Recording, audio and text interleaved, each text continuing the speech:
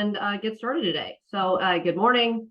Thank you so much for joining us. I'm Victoria Higgins. I'm the Virginia Director with Chesapeake Climate Action Network and CCAN Action Fund, our advocacy arm. We are a primarily grassroots organization dedicated exclusively to fighting climate change in the Chesapeake region of Maryland, DC, and Virginia. Of course, we're here talking about Virginia today. CCAN and CCAN Action Fund, as well as many of our 35,000 members in Virginia, some of which are on here today with us, were intimately involved in the passing of the Virginia Clean Economy Act in 2020 and have been involved in defending and implementing that law since.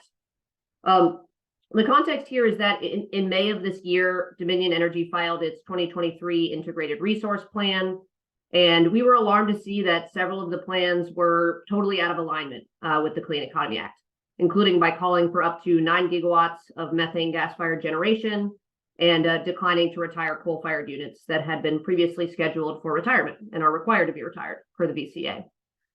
This is a major departure from the utility's prior plans in the wake of the VCA. As recently as December 2022, Dominion had actually filed a climate report that called for retiring all coal-fired units by 2030 and a decreasing reliance on methane gas. We were also alarmed to see that Governor Glenn Youngkin and Dominion sent out very similar press releases within hours of each other on the night of the IRP filing, both of which praised the IRP as an all-of-the-above energy plan in accordance with the governor's 2022 energy plan, which called for repealing key climate policies and called for new methane gas-fired generation. And then finally, we were dismayed to see Dominion submit just months later documents outlining an intention to build a 1,000 megawatt, which is very large, methane gas plant in Chesterfield County. This is their first proposal for a new fossil fuel plant since the signing of the VCA, and unfortunately evidence that the IRP scenarios that are most out of alignment with the Clean Economy Act are the preferred plans. So this plan alone would actually increase Dominion Virginia emissions by 13% compared to 2021. We understand that the state is seeing increased demand, primarily tied to data centers in Northern Virginia. But the bottom line is that we have, as a state, committed to 100% clean energy, and it is incumbent upon our utilities to plan for that net zero future. We've just had a summer of record heat all over the world, a summer where we were hiding inside because of air pollution from wildfires, not just in Canada, but also here on the East Coast.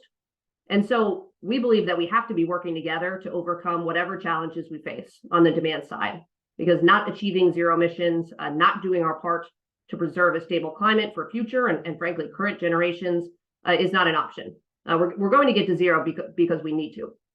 And the truth of the matter is that meeting demand with clean energy is now cheaper than fossil fuels per unit of electricity produced. And that doesn't even factor in the costs that we bear as consequences for that pollution in terms of extreme weather and having to rebuild after disasters, in terms of the burdens on our medical system from extreme heat, from lost agricultural production, and so forth. So climate change is unimaginably expensive. And planning to warm the planet is, in line with that, incredibly fiscally irresponsible, on top of just incompatible with preserving a stable planet. So the IRP itself is subject to review by the SEC, and numerous parties filed concerns before that body. But we saw the need for a public-facing report that detailed the discrepancies between the IRP and our state climate laws, and then provided recommendations for how to meet projected electricity demand with clean energy. I will say that this research, really looks at the supply side in terms of what do we need to meet that demand, and not the demand side in terms of what policy tools could be used to curb demand. So that's a whole additional conversation. We were really excited to ask Gable Associates to prepare this report, drawing from reputable public data, and I'll pass it off to Adrian, who spearheaded the report to walk through their methodology and their major findings. And I'll just add, please feel free to use the Q&A function to submit questions as they come up. We're going to leave plenty of time after Adrian is done presenting his report to answer whatever questions that you do have. So thanks again for joining us. Thank you, Victoria. And this is Adrian Kimbrough with Gable Associates. I'm a senior vice president with the firm, and I specialize in regulatory analytics and power markets, forecasting, emissions analysis, and accounting. And so what we've done here is to, sorry, just one second. What we've done here is to look at Dominion's IRP, its forecasted load, its supply side resources and long-term resource plans to get an understanding of how its long-term resource plans align with the VCEA and Virginia's need for a cleaner energy resource mix. And to do that, we first started with just get to the slides here. We started with a look at what the projected load is for Dominion and how that compares with the load trends of the other zones within PJM. And one of the interesting things that we found, and it's pretty clear from this chart here that we're highlighting, is that PJM is projecting a pretty rapid increase in Dominion's load over time, over the next 10, 15, 20 years. And if you look at that and you compare it with the average zonal load for the other major utilities throughout PJM, what you'll notice is that PJM is projecting a really flat load growth over the next 10 years. And so that contrasts with this rapid expansion in load, which really highlights the need for increasing pressure on Dominion to make sure that they're doing all that they can to honor the VCEA and Virginia's commitment to clean energy policies. So with that being said, we started to look at the supply side resources and to understand, okay, well, what are the implications of Dominion's increasing load, and what does that mean for the Commonwealth? And one of the things that we looked at was, well, what are the requirements for Dominion to improve its long-term resource plans and align it with the VCEA? And the first thing that we looked at was the VCEA's renewable portfolio standards, basically saying how much renewable energy does Dominion need to procure over time. And what this is showing is that there's going to be a rapid increase in the amount of clean energy that Dominion needs to procure, starting at 23% next year and then increasing to 52% over the next 10 years and then climbing all the way up to 100% starting in 2045. And so that means that if Dominion is unable to hit those targets, there could be pretty steep penalties for Virginia, not just in terms of the direct costs that ratepayers will bear in the form of RPS deficiency penalties, but also in terms of the sweeping societal damages that Victoria mentioned earlier on here in terms of the release of additional emissions that could otherwise be avoided. And so that's just a really critical feature here. We're seeing what is the RPS target? Can Dominion hit that? Is its long-term resource plan consistent with these RPS requirements? And so with that being said, we looked at, okay, well, what do the long-term resource plans show for Dominion, its own plans, and how do those align with the Virginia Clean Economy Act? And what we're showing here on this slide is that there's going to be a rapid increase, not only in terms of these RPS requirements, but because of Dominion's current resource supply mix, which does not have a lot of clean energy resources in it, and its long-term plans, which do not procure sufficient amounts of clean energy resources, there will be a massive shortfall over time. And that's indicated by this dotted gray line on the chart, showing that there's going to be climbing from 20 terawatt hours of clean energy shortfall next year, climbing up to north of 80, 90 terawatt hours over the next 10 years. And so that could lead to massive consequences for the Commonwealth if Dominion is unable to comply with the VCEA or ensure that it's doing more to increase its clean energy supply resource mix. And so to understand some of the most advantageous and efficient ways Dominion could do that, we looked at, again, these RPS penalties to say, well, what are the consequences if Dominion fails to reach those targets? And the most direct consequence is going to come in this form of this RPS deficiency penalty. So that means if Dominion does not procure its mandated clean energy supply consistent with the VCEA, it will incur penalties ranging from $45 per megawatt hour to $75 per megawatt hour. And so even using these conservative assumptions of $45 per megawatt hour, so taking the low end of this statutory requirement, it's clear that the shortfalls that we were just looking at can lead to massive consequences in the form of direct costs that could otherwise be avoided. So taking that into consideration, we then looked at, well, what are the easiest, most cost-efficient solutions for Dominion to avoid those potentially massive penalties? And the most straightforward way to do that is to look at obviously the retiring of aging fossil fuel resources and replacing those resources with cleaner, newer solar, wind, battery storage technologies.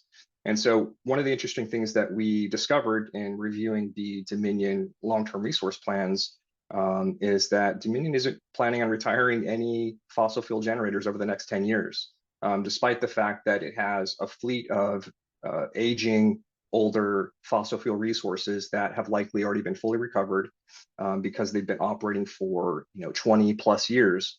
And so given those facts, we said, okay, well, if these resources, assuming these resources have fully recovered their costs, which is likely given that a standard assumption in project finance is a 20 or 30-year useful life is sufficient time to allow for a full recovery of the capital investment. Which of these resources can we identify and retire on a year-to-year basis and then replace with newer, cleaner resources? And what we're showing here in this chart is that there are it's significant amounts of resources, gigawatts of aging fossil fuel capacity that can be retired, but wasn't under the Dominion plan. And you can see that with, starting in 2024, there is already 1.4 gigawatts of aging fossil fuel capacity that had already operated or will have already operated for at least 20 years, climbing up to 2.5 gigawatts in 2025. And again, climbing up again to 2.8 gigawatts in 2026. And so that's a significant amount of capacity that can be retired from the market without risking stranded costs, which means these resources wouldn't be, or the investors in these resources, Dominion, wouldn't have the opportunity to fully recover their costs. Only setting this trigger to a 20-year period ensures that you're minimizing that risk of stranded costs, meaning you're allowing Dominion to fully recover its investment in these resources and expediting the transition to a cleaner resource mix. And so this is a really important facet of the analysis. And looking at one of the core differences is between the two plans, meaning Dominion's preferred plan under the IRP, Plan B, and this alternative plan that we're proposing through this analysis, is looking at those aging fossil fuel resources, retiring them earlier than Dominion has planned, and then replacing those retiring aging fossil fuel resources with a combination of solar and storage resources. And so what this chart is showing is under the Dominion plan, they're not projecting, again, any fossil fuel retirements. You can see that with the kind of straight gray line up top and a minimal increase in solar. While it's commendable that they are planning on increasing solar, it's also necessary that they do so, but the amount of solar that they're projecting to add to the system is woefully insufficient compared with the need to reduce emissions, to reduce the potential for RPS penalties and societal damages resulting from all of the emissions that would otherwise be released. And so by retiring these fossil fuel generators earlier than Dominion is planned, but again, allowing for them to fully recover their investment costs, we've freed up significant amounts of capacity in the Dominion system to quickly and efficiently replace these resources. Now, importantly, this isn't just a pipe dream. This is something that PJM offers as a viable opportunity for any resource in the market that has an existing interconnection into the grid. PJM allows for all of these resources to be replaced and transferred, the interconnection rates transferred to a new resource, effectively circumventing the new services queue and all of the associated risks that come with that. And so one of the big challenges in interconnecting new renewables to the grid is the lengthy process of interconnection, all of the permitting uncertainty, the interconnection uncertainty. But if you have these existing established points of interconnection that can be transferred to new resources, you can effectively bypass that entire process. It's a much shorter process. It provides much more certainty, much more low cost, and ultimately provides significant benefits to the grid because of the expedited review and implementation of the capacity interconnection transfers. And so this is really the crux of the analysis and highlights the viability of this plan, replacing aging resources after they've been fully recovered and using this generator replacement process or capacity interconnection rights transfer process to quickly add new resources, new renewable resources to the grid. And another element of this analysis that we looked at was how do we then smooth out or improve the ability of renewables, newly interconnected renewables? How do we improve their ability to maintain or bolster system reliability? And the fastest way to do that is to pair it with storage, which we can get into in a second. But to look at how that's even possible, PJM offers another opportunity to expedite that process, and that's called the surplus interconnection service process. Again, this is mandated or allowed for in their open access transmission tariff. It's something that's used by resources throughout PJM. And what we're showing here in this example is that you can add batteries, battery storage resources to existing points of interconnection, for example, solar, which is what we're showing here, not only to help smooth out the variability and intermittency of these renewable generators, but also to, again, circumvent the risky, highly uncertain and slow process of interconnecting new resources to the grid by adding them to existing points of interconnection without requiring any sort of updates to new infrastructure or permitting processes. You can, again, just bolster the capacity and the smoothness of the ability of solar to generate constantly throughout the day or even night by arbitraging the ability of solar's power to generate a lot of power during the day, save that power, and then once the peak periods hit, as solar starts to wind down or as the sun stops shining throughout the day, you can use the battery to dispatch that stored solar energy back into the grid. And this is a critical element, again, using the surplus interconnection process and this interconnection transfer rights process. Combining these two elements together really allows Dominion to significantly increase the amount of solar and storage that they can add to the grid and mitigate a lot of the risks that I think a lot of utilities and developers may see when they're trying to interconnect new resources to new points of interconnection. You don't necessarily need to do that if you can retire the existing aging fossil fuel supply. And so that's, again, a really core elements of the analysis that we looked at. And so to, again, kind of reiterate the point that I was highlighting earlier is, well, how reliable is solar and storage? And what PJM does to measure reliability of resources, at least recently, is to use a measurement known as the effective load carrying capability. And it's kind of a jargony way of saying how reliable is solar or how reliable is wind? How much of peak demand can it reliably serve over time? And intuitively, what you would think is solar and wind and renewable resources aren't on their own as standalone resources.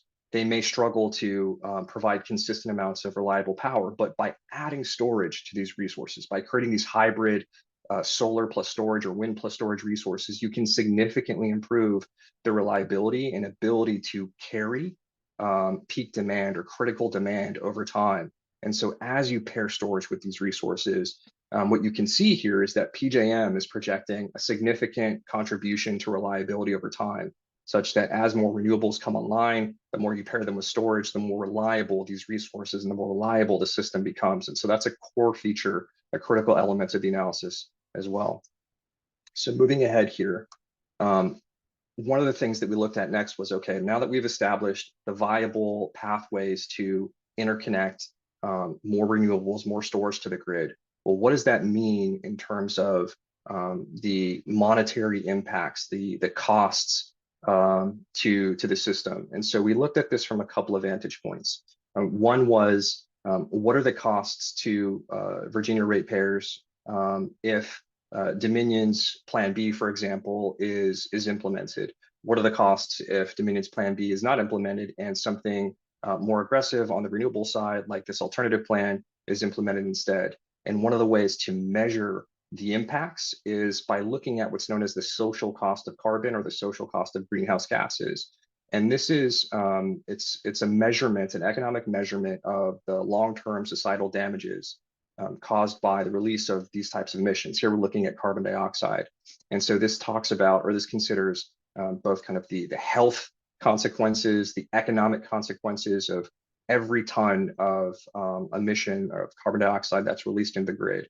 And this isn't important just because the EPA has quantified these numbers. It's important because the Virginia Code mandates that Dominion consider the social cost of carbon when it's developing a new long-term resource plan. Because if you think about when you're trying to assess the viability of a new investment, if you're trying to decide between, let's say, a solar storage resource or a new gas resource, if you have to consider the social cost of carbon or the social cost of greenhouse gases, it can dramatically change the economics and long-term viability of a new fossil fuel resource. It could significantly increase their costs by preventing them from cost shifting these negative externalities onto ratepayers by making them consider them upfront.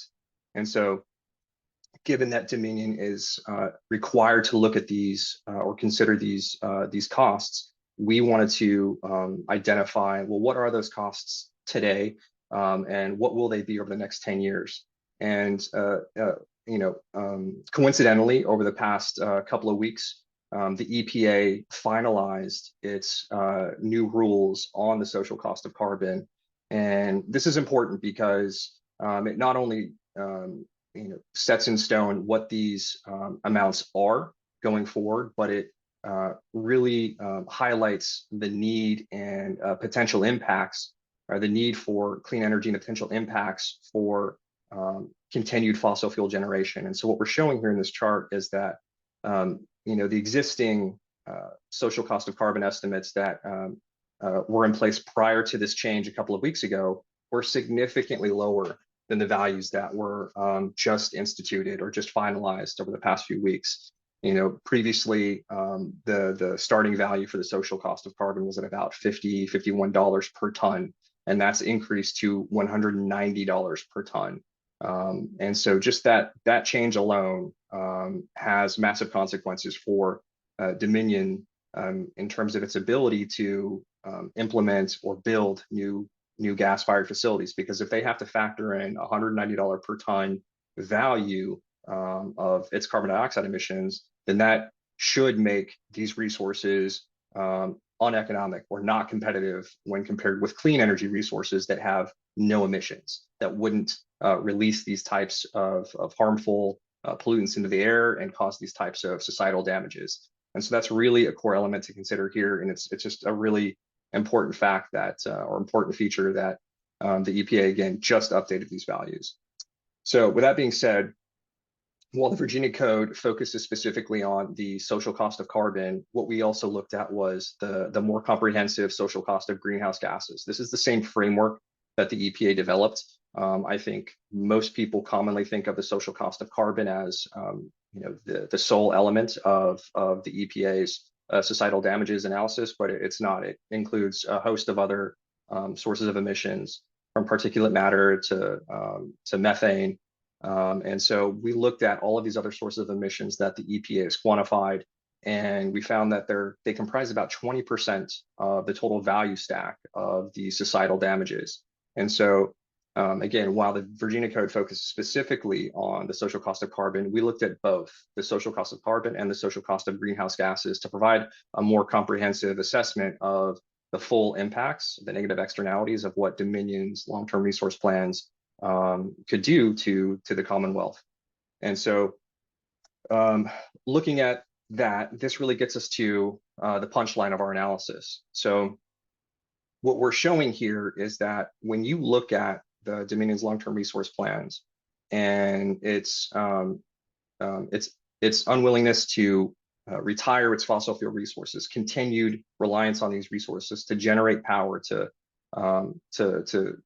feed its demand, it is releasing significant amounts of emissions that will result in billions of dollars in RPS penalties and societal damages. And so by making these simple changes that we've outlined previously, which is replacing Dominion's aging fossil fuel generators with new solar and storage resources, using the surplus interconnection process and the interconnection transfer rights process within PJM, this simple change can reduce 52 million tons of emissions over the next 10 years.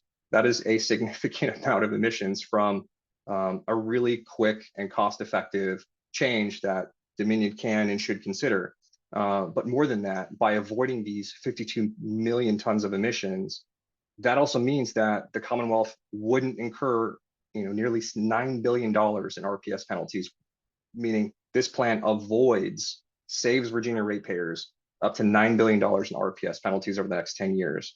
And importantly, it avoids more than $20 billion in emissions related damages. And again, we've separated those two values here to give you a sense of what's driving the emissions related societal damages. And as we said before, Virginia mandates the consideration of CO2 related damages. And so we quantified those separately.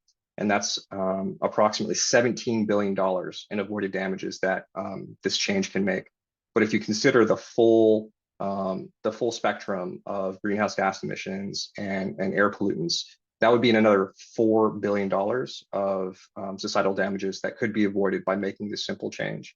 And so it's critical that Dominion do all that it can, and we hope that it can consider these opportunities to quickly transition into a cleaner, more reliable grid by taking advantage of these opportunities that PJM provides, that other resources and utilities take advantage of regularly to interconnect new resources to the grid at a faster pace with more certainty at a lower cost, that unlocks a host of benefits that are known and measurable, and that can save the Commonwealth significant amounts of money over the next 10 years and avoid these costs that ratepayers would otherwise be on the hook for. So that being said, I'll turn it back to Victoria, and happy to answer any questions that you guys may have. Thank you very much. Hey, thank you so much, Adrian. We do have a lot of questions, so I am just going to read them off for you here. Could you expand a little bit on the monetary penalties that if Dominion doesn't meet the VCA targets, the extent to which they can be passed on to consumers?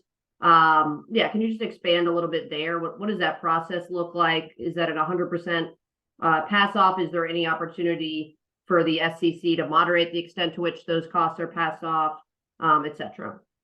Yeah, it's a great question. I don't have a lot of details on that, unfortunately, but from my read of the VCEA, it looks like those costs can be passed on to Virginia ratepayers. The SEC may have mechanisms in place or the opportunity to mitigate those costs to some extent, but I'm not really sure what to what extent the SEC can or will mitigate those damages. Just based upon the text of this section of the VA code that we're looking at here, it's clear that if Dominion doesn't honor the RPS requirements, it will incur these penalties, and those penalties can be passed on to ratepayers. And so if that does come to pass, then that presents a serious risk to ratepayers in the form of new costs that effectively just allows Dominion to cost shift the negative externalities of these fossil fuel resources to ratepayers in a way that they really shouldn't be able to, given that there's all of these opportunities for them to interconnect and transition to new, cleaner resources.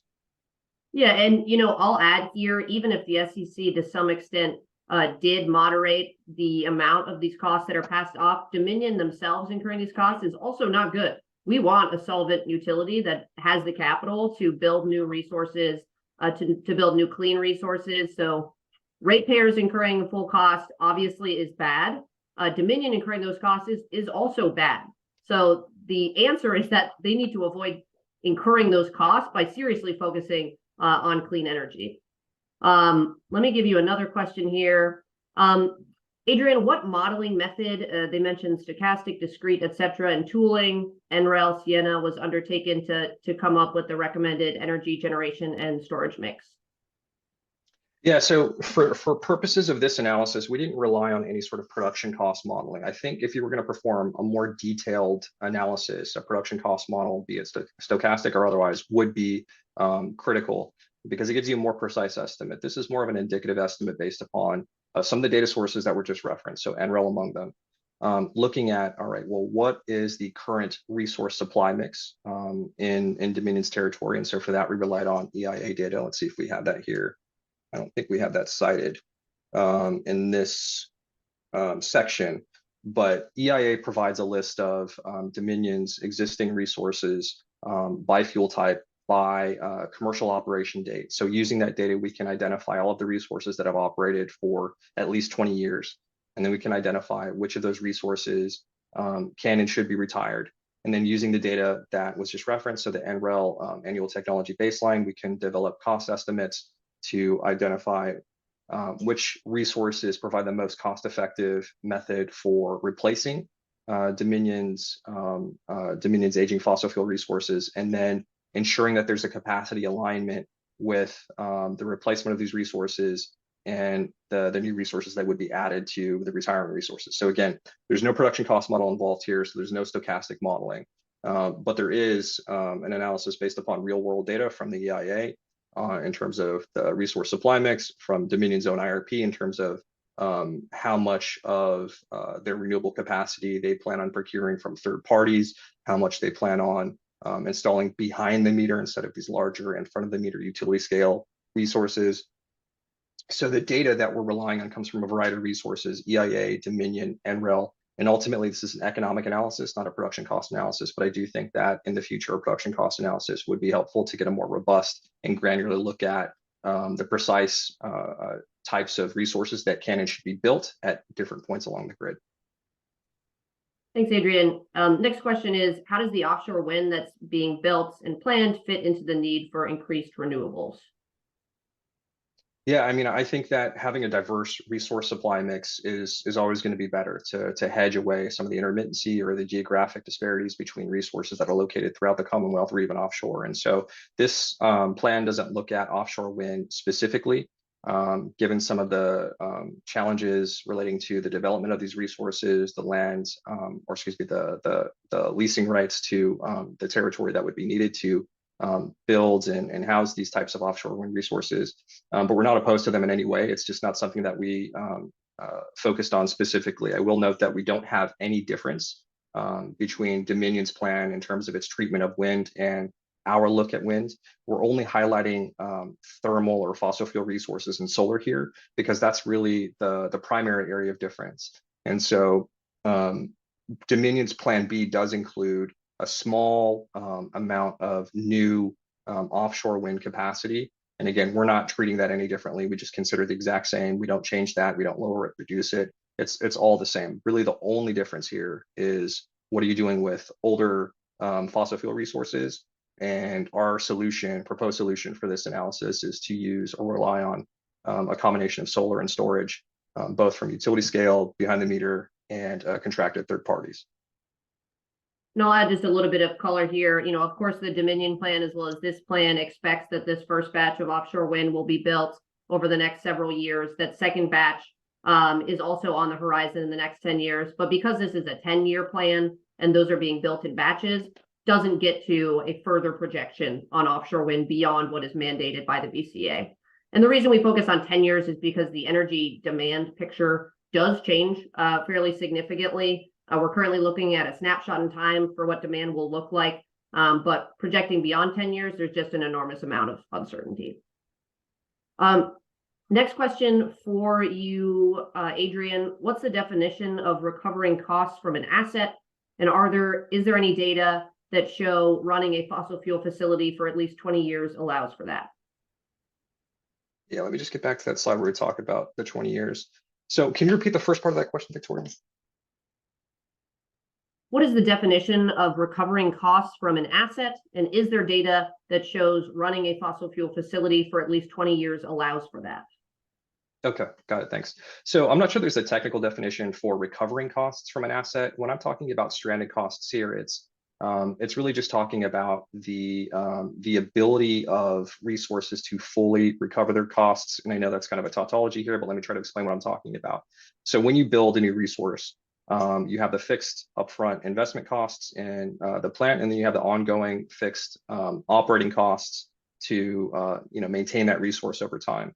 And so one of the ways to look at the ability to recover those costs is to say, what are the revenues that these resources can and do earn on a year-to-year basis? And is that enough for how long of a period of time is needed for that revenue, for those revenues to sum up to a point that allows the resource to effectively break even. So after a certain point in time, these resources will have fully recovered their fixed investment costs. So the amount of debt and equity that they've sunk into the project to build it, to develop it, to finance it, after these resources again have been operating for 20 plus years typically, that allows them sufficient time to recover those costs. And so 20 years is a standard industry benchmark that PJM uses for its analysis of what they call a new entry resource. It's also used throughout the US by ISO New England, Cal ISO. And then when you look at resources like the ones that was mentioned earlier, the National Renewable Energy Laboratory, they also have something called a levelized cost of energy analysis within their annual technology baseline that looks at a capital recovery period of somewhere between 20 to 35 years, depending upon the resource type. And so again, what that means from the NREL perspective is they assume that these resources will earn enough revenues over that period to break even with their initial investment costs and their fixed investment costs and operating costs over the life of the asset. So a 20-year period is, again, a standard industry benchmark to allow for these resources to fully recuperate their fixed their sunk costs effectively. And the second part of the question is, do we or have we looked at this from our own analysis, or have we modeled this? And that's something that we, Gable Associates, do regularly. We perform valuations of various types of resources for project finance and development support, as well as in litigated proceedings throughout the US. And it's a big part of what we do. And we would say that 20 years is not only a standard industry benchmark, but it is an economically viable break-even point for most of the resources that we look at. Now, with respect to Dominion's specific resource mix and these individual resources, we don't have the proprietary or confidential financing data that some of these resources may have. Some of it probably could be pulled from elements like FERC Form 1 or other public regulatory filings. But again, that was, I would say, not necessarily going to lead to any additional analysis here or additional changes to the analysis. So this is really kind of a simplifying proxy assumption for what an on average value would be to allow for these resources to fully recover their sunk costs. A question from Jerry Paulson that I'll take a stab at answering, and if you want to add anything, Adrian, feel free.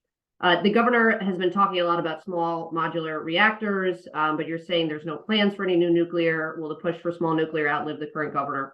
So the 10-year window that we're looking at, Dominion, I believe in their IRP, did not call for any new small modular reactors in that time period. It was beyond that in their IRP, so it came later. This will be an ongoing conversation, I imagine. Part of the reason it's not modeled here is because there's basically no data on what it would cost to build and to generate electricity from a small modular reactor. There aren't any in the construction phase in the United States. So absent really any reliable data to work from, there's a whole environmental conversation on the side of this, but just from an economic standpoint, we don't have the information that we would need, or Adrian doesn't have the information that he would even need to model that. And let me know if that's accurate, Adrian. Oh, that's absolutely right. And I would just reiterate one of the points that you led with, which is there's really no difference between our plan or alternative plan and Dominion's plan B. Neither plan includes any small modular nuclear reactor builds over the next 10 years. Dominion, I think, does include some small modular nuclear reactors after that point. But again, to Victoria's point, because these resources are so new and unproven, you need that extensive amount of time to really work through the potential development risks and concerns related to these assets. And so that's why there's no difference between the plans here. It's such a new and unproven resource that you need that time, and that's just beyond the scope of this 10-year cycle that we're looking at. Adrian, there's a couple questions about the intersection of the RPS penalties and RGGI, because Dominion does have to pay for every short ton of emissions of carbon they produce in accordance with RGGI. Do you have any response to how that might inflate the cost that ratepayers are bearing if Dominion does not meet its clean energy goals? Yeah, that's a really interesting question. That's not something that I looked at. I don't know if there is any sort of interplay or overlap between the two, but I would note that the RGGI, the RGGI costs are significantly lower than the current value of these RPS penalties and have been fairly low for, since RGGI was first implemented. I'm not aware of any plans for RGGI to significantly or materially increase the value of their carbon allowances or penalties, but I would say that even if, let's say, you could use some of the RPS penalties, or excuse me, if there was overlap between the two, and you would net out the RGGI costs from the RPS penalties, presumably there would still be a pretty significant gap for the RPS penalties being much higher than the RGGI costs, that you would still incur some additional costs here. So all else being equal, you would assume that at the very least, this $45 per megawatt hour value would still be the floor rather than a cap. Thanks, Adrian. Question here, do you have the figure for how many, in terms of gigawatt hours, not gigawatts capacity, was recommended for storage? I don't. I would say that typically when we look at this, or at least when we modeled the costs of the resources, we looked at 4-hour storage resources. And the cost data that we pulled from was the NREL ATB that was flagged earlier by one of the previous questioners. Thanks, Adrian. A question from Meredith, and I know we have many more questions here. We may not have time for them all, but watching federal legislation that will require regions to increase their interregional transfer capacity to 30% of peak load. That would put pressure on utilities to improve energy efficiency and decrease peak load. Is there any consideration by Dominion of federal drivers for integrated resource plans? And we're getting real wonky here, so bear with us. Yeah, I think that maybe there's two answers to this question. One, yeah, I think Dominion's plans do consider both interregional transfers and energy efficiency. That's not something that we looked at necessarily, just because those are much smaller drivers of the overall ability of Dominion to improve its ability to comply with the VCEA. The fastest and most cost-effective way is this interconnection transfer process and surplus interconnection process, replacing these older resources with new resources. But yeah, I think that's a completely valid question. It's just not something that we considered given the scope and potential impact of those types of changes. Thank you. Adrian, question for you. Do you believe existing battery technology can fulfill the needs you describe in your report? So I think, this report is looking at 4-hour, in terms of actually meeting demand, do we need to look at longer duration, et cetera? Yeah, I think that longer duration will always be better. And that is something that PJM is starting to consider in terms of their ELCC analysis, looking at anything ranging from a 2-hour battery storage project to a 10-hour battery storage project. We focused on 4 just because it's kind of the industry standard right now. But I do think that over the next 5 to 10 years, as storage technology continues to improve, it would be better and more advantageous to shift from the shorter duration 2-hour or 4-hour battery storage resources to longer duration storage, because that not only increases the ELCC ability or the load carrying capabilities of the solar or wind resources to which the batteries would be attached, but it really just provides just a much more meaningful hedge against the variability of sun and wind. So yeah, I think that's a completely valid question. I would say this is really just dependent upon the maturity of the market over the next 5 to 10 years, and to the extent that those costs continue to decline and the technology matures, it would be much better to include the long duration storage resources. And I think that even considering the relatively higher costs of those resources, you would still get significant dividends in terms of the benefits that they would provide relative to the alternative, let's say new gas resources like the one Victoria mentioned earlier that's going to be put in place in Chesterfield, in terms of the reliability that these resources provide, the overall costs when you consider the social cost of carbon or the social cost of greenhouse gases. So yeah, 10-hour batteries would be, I think, the gold standard, but that's just not something that we modeled given kind of the state of the market right now. Thank you.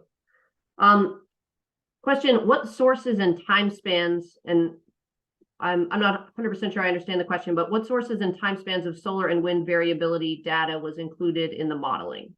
Maybe you understand that. No, I'm not sure that I understand sources and time spans of the wind variability. So I think maybe there's 2 ways to look at this. One is just kind of the capacity factors of these resources. So what share of the day or the year are these resources able to provide power? And then the second is the effective load carrying capability, which I flagged a couple of times here, which is how much of the renewables capacity, what share of that capacity can be expected to reliably contribute to critical peak hours. And so there's two ways to look at it. We looked at both to get an assessment of which resources provide the most meaningful contribution to grid reliability. And ultimately, that's why we focused on the combination of battery storage and solar, rather than standalone solar or standalone wind, or again, standalone battery storage resources. Adrian, were you able to include some reflection of the federal funding available? No, but that's a fantastic point. I think that that highlights one of the elements of this analysis that kind of illustrates the conservative nature of the analysis, right? Which is we're not really considering the tax credits or the IRA policies. I think that if we were to do that, it would show significant reductions in the comparative costs of these resources relative to, let's say, building new fossil fuel resources. We assumed kind of the full value of these costs based upon the NREL cost assumptions, cost forecasts, regardless of what the potential IRA cost impacts would be. So assume, let's say, a 30 or 40+% reduction in the cost basis of new solar or new battery, given what the IRA allows for. And so I think that that's a really, really important question. And it highlights the fact that this analysis, while it seems aggressive in the sense that we're advocating for a significant increase in solar and wind, it doesn't consider the significant benefits that the IRA provides and can yield in terms of the cost reductions or cost savings for these types of resources. So yeah, I think that's a critical element that I would strongly recommend be reflected in any subsequent analysis. Thank you. Have any utilities used the methods you identified to avoid permitting delays? Yes, I don't have a list of those utilities, but there's quite a bit of research publicly available online that PJM has provided by resources that have used or can use these types of opportunities, but the extent to which that has happened, or what amount of capacity has been added using the transfer process or the surplus interconnection process, I don't know. I will just say that Gable Associates, as a firm, we've been working with quite a few developers and IPPs throughout PJM over the past several years on the interconnection rights transfers. It's a pretty active market, and it doesn't often involve a single IPP or utility replacing its own resource with a new resource. Oftentimes it involves, let's say, a utility or an IPP that is exiting the market, and then you have somebody else taking over their market position or their point of interconnection. And so it's more of an economic play than it is kind of a fast, efficient way to interconnect. But they can be used in either circumstance, and they have been used in the past, and that's something that we at Gable and others have been involved in. A question from Andrew that I'll take a stab at, and if you want to add anything, Adrian, feel free. If Dominion can pass off penalties to consumers, how can we motivate them to take this issue seriously?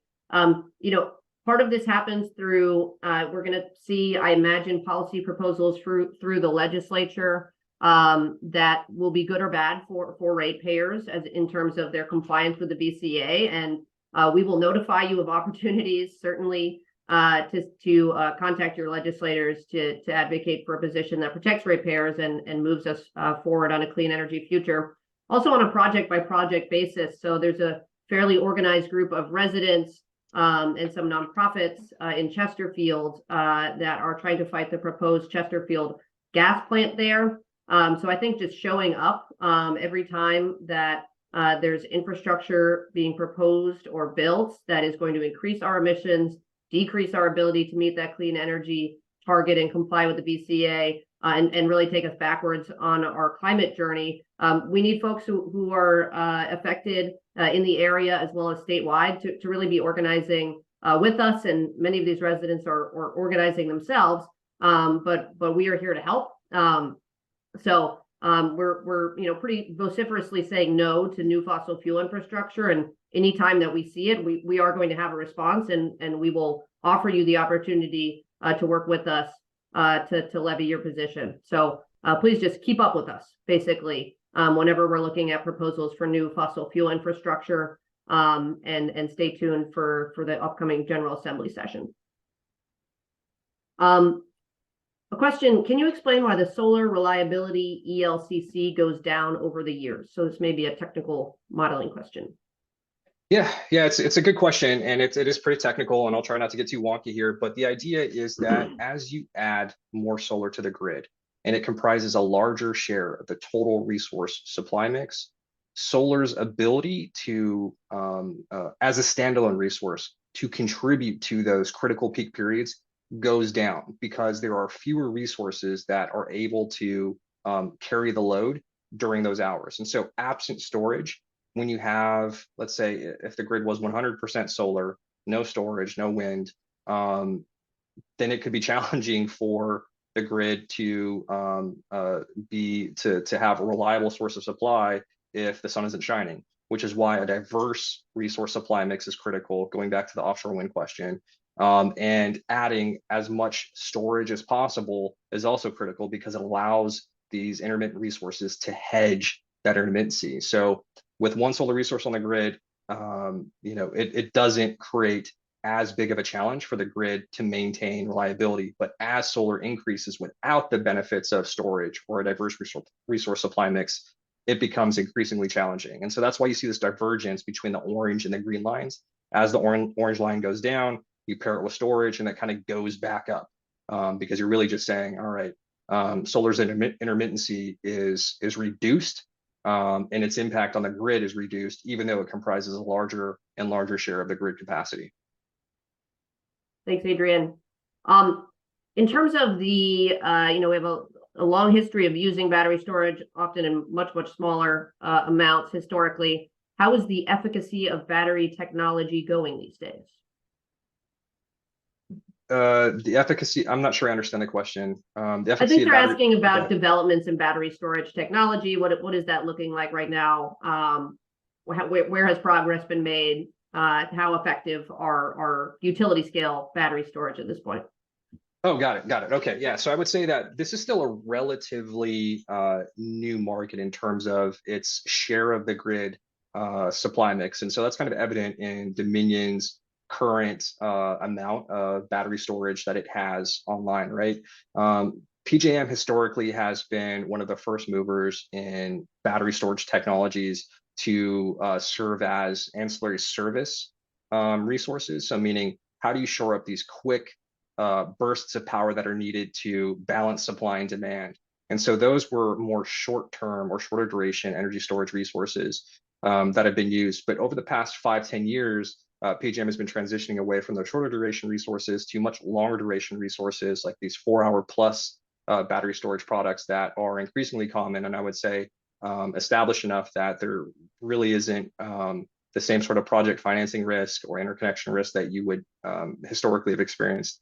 Other markets as well, like Cal ISO, New York ISO, have very robust storage procurement mandates and an ongoing development process that have really helped to push down the cost curves and push up the reliability of these projects over time. So it's not just PJM that is driving the advancements in battery storage. It's pretty much the entire market or the entire landscape across the US, all of the RTOs and utility landscapes that are doing this. But I would say 4-hour storage is established enough technology right now that it's not really considered new or unproven in the same way that, let's say, longer duration products may be. But with respect to the underlying technologies of the different types of chemistries that batteries can include, that's not really something that we're as familiar with or that I look at. That's more of an engineering analysis. And I think it's a really great question. It's just, I would say, a little bit beyond the scope of what we're focused on here. Thanks, Adrian. I have one more question that I'll take a stab at, and then we will need to wrap up here. If you have questions we haven't gotten to, I will put my email in the chat, so please feel free to reach out to me and we'll make sure that we respond to you. This question is about how solar farms impact forests or canopy trees in Virginia. I will say this report looks really specifically at one tool, which is replacing these aging fossil fuel facilities with new solar and storage facilities. So for that reason, I would imagine there would be fairly minimal impact on these sites to forests or canopy trees. Obviously, this is project specific, so it's hard to have sort of just a blank response in general, because it does depend on the project. And there is state level legislation that is still in its final stages of coming to recommendations that deals with impacts on forests. So basically my answer is project specific, because of the very limited scope that we asked Adrian to look at here, which is this simple tool for retiring these fossil fuel facilities and getting renewables and storage online quickly. I can't imagine that there will be a major impact of what we're recommending, but for solar at large, it's certainly project specific. Adrian, is there anything you want to add there? No, I think that was, yeah, you covered it really well. Thank you. Okay. Thanks so much for joining us, guys. We are running out of time here. And again, let me go ahead and put right now my email in the chat. We will, of course, send out the recording as well as, again, the link to the report itself. Certainly encourage you to download it, print it, talk to your lawmakers about the options that are available for Dominion to meet electricity demand with clean energy and the benefits that are associated with that. But if you have any questions, this is the email that you can reach out to. And if it's super technical, I will pass you off to Adrian. So thanks so much, guys. I really appreciate you joining us this morning. And thanks, Adrian. Thanks all. Appreciate it. Okay.